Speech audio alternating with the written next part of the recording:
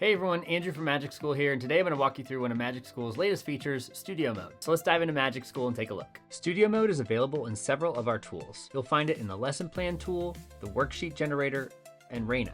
Today I'll show you how it works using Raina. To get started, just click the Studio Mode button to turn it on.